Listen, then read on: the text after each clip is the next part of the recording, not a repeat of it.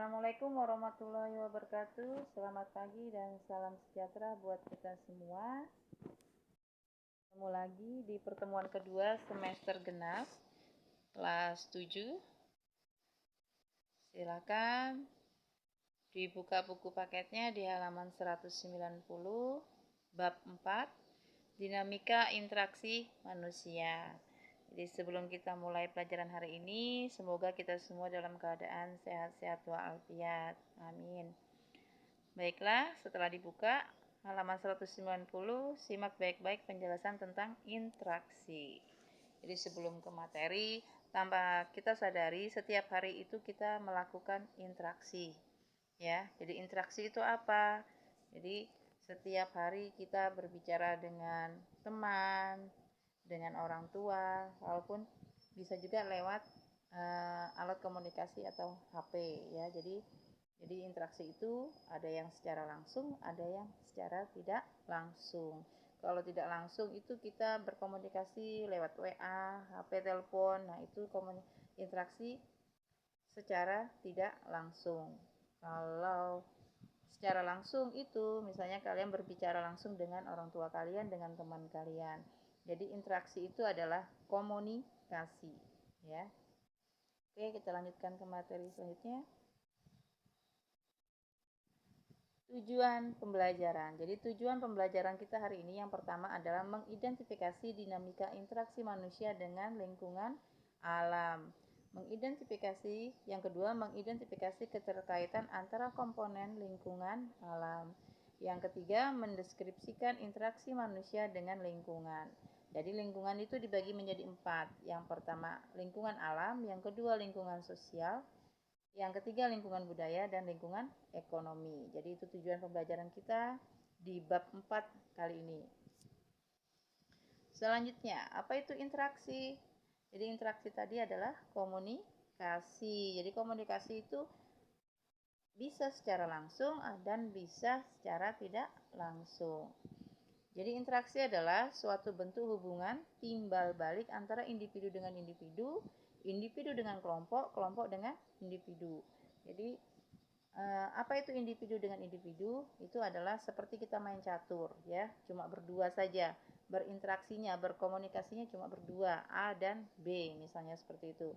Kalau individu dengan kelompok ini misalnya guru dengan siswanya. Jadi individu sendiri, kelompok itu lebih dari satu. Itu adalah individu dengan kelompok. Yang ketiga, kelompok dengan kelompok ini seperti main sepak bola. Itu contohnya, jadi rombongan gitu ya, kelompok lebih dari satu dengan satu lagi kelompok lebih dari satu, saling berkomunikasi atau saling berinteraksi. Selanjutnya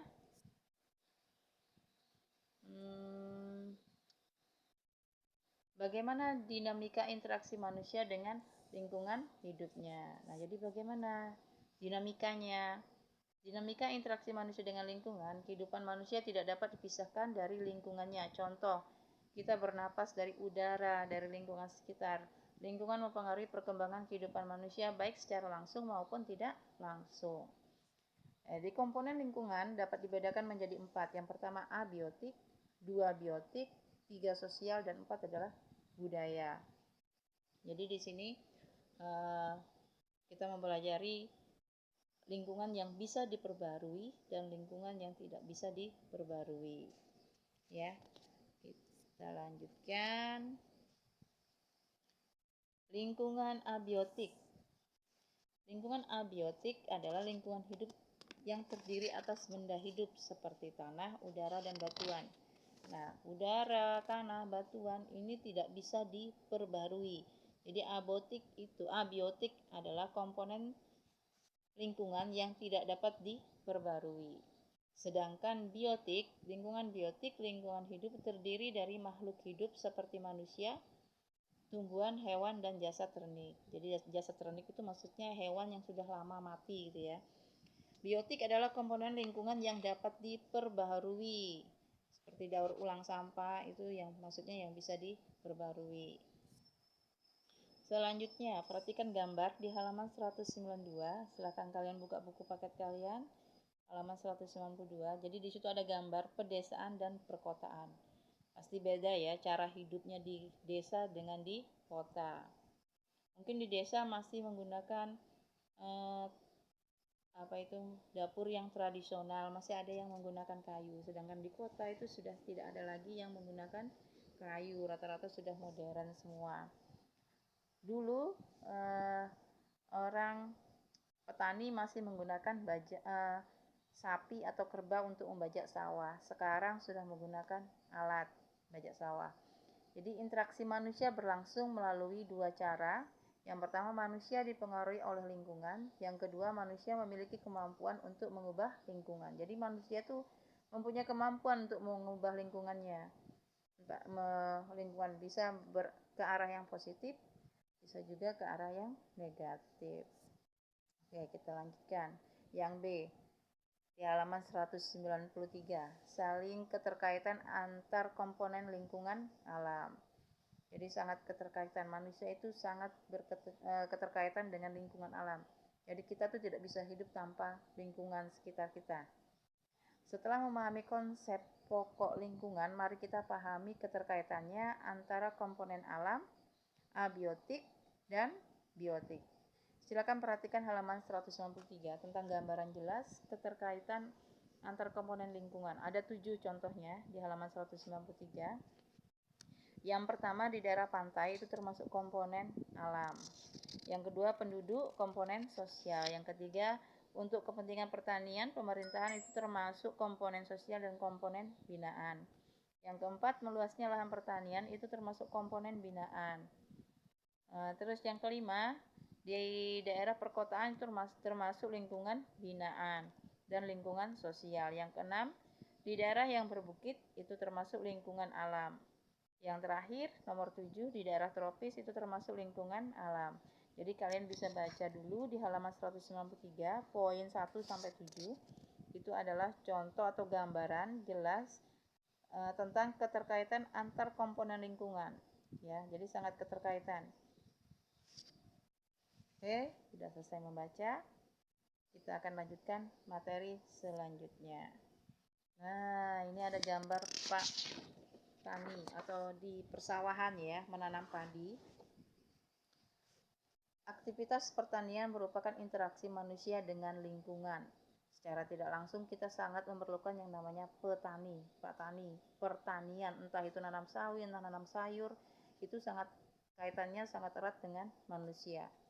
Mengapa pertanian berinteraksi dengan manusia? Karena manusia memerlukan petani untuk menanam padi untuk menghasilkan ya, menghasilkan beras. Ya, jadi kalau tidak ada Pak Tani menanam sayur, menanam beras, kita tidak bisa memakan beras. Jadi kita harus bisa menghargai para petani di Indonesia atau seluruh dunia. Selanjutnya ada gambar rumah mewah megah ya beserta isinya. Perhatikan gambar itu di halaman 195.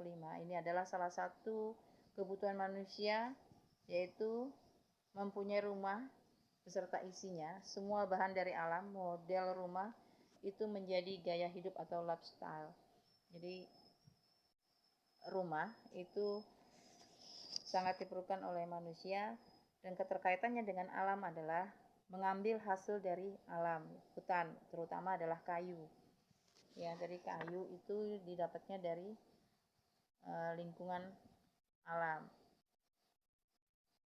Itu jadi kalau manusia ingin membangun rumah, itu ada hubungannya dengan alam, karena salah satu dari hasil alam diambil yaitu kayu. Banyak ya dibuat dari kayu, banyak bahan dari hutan atau dari alam yang dipakai untuk membuat rumah. Selanjutnya di gambar yang di bawahnya itu adalah bekas galian tambang timah di Pulau Bangka menyisakan kerusakan lingkungan. Nah, ini kerusakan lingkungan, manusia mempengaruhi dan mengubah lingkungan sesuai dengan keinginan. Jadi tanpa harus memperhatikan lingkungan sekitar.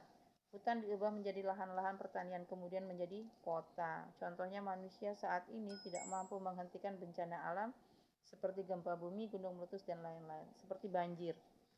Ini barusan kejadian di Kalimantan Selatan ya.